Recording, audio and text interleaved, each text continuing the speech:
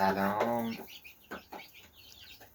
همه دوستای عزیز.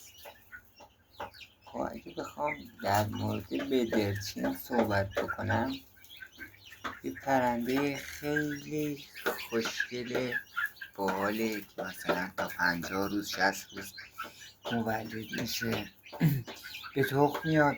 یه پرنده‌ای که زود میشه مثلا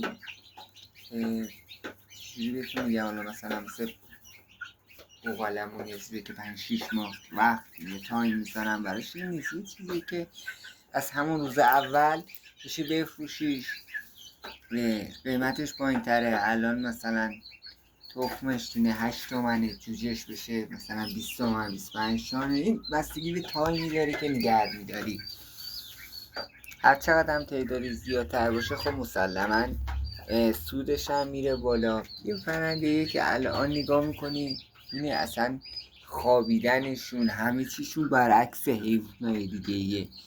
اصلا آدم فکر میکنه مردن، یه جوری میخوابن، پاهاشونو دراز میکشن، دراز میکنن انگار مردن. الان شما اینجا رو ببین، این فکر کن اصلا مرده. اینو میبینی؟ نگاه، خوابیدن. یه بلند شین جلوها. یه پرنده که اصلا تو این کار نباشن، اول ببینن میگن اصلا این پرنده مرده. خوابشون رو نگاه کنید، پاهاشون رو دراز میکنن، اینجوری پاهاشون رو دراز میکنن، مثل آدمی زدن مثل دراز میکشن. میبینی؟ مثلا انگار یه جوری خوابید میبینی بلند شد، انگار مثلا آدم پاهاش دراز میشه. باحاله، خیلی پرنده دوست داشتنیه.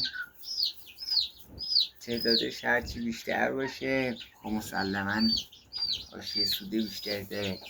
واسه نگهداریش بعد یه اتاقی مثلا باشه که حالا یه انباری، یه اتاق میتونین زیر پاشون خاکره بریزین. آبخوری مثلا آبخوری‌های کوچیک بذارین، آبخوری‌های بزرگ بذارین میری داخلش میمیرن. این اتفاق برای خودم افتاد. آبخوری‌ها رو اگه نگاه کنید زیر جاغدون خوری با سینیا و استاترا کرامبل و این چیزا که بهشون میدیم و خیلی پرنده دوست داشتنیه. اگر کسی بخواد تو این حالا کار بلدرچین بره، جوجهش رو من دارم. اگه کسی دوست داشته باشه تونه با شماره موبایلی که میذارم تماس بگیره و جوجه یه روزه الا بالا مثلا 10 روزه 20 روزش هم داریم بهتون میدیم. 0913 866 66 82. اکثرا تو دیوار اصفهانم آگهی میذاریم، میتونید اونجا هم نگاه کنید. یه پرنده خیلی با مزه، خیلی کوچولو و دوست داشتنی. سلام کوچولو، خیلی با مزه. نژاد ژاپنیشه که مولدش تا 380 گرم میگیره، یعنی از لحاظ وزنی درجه 1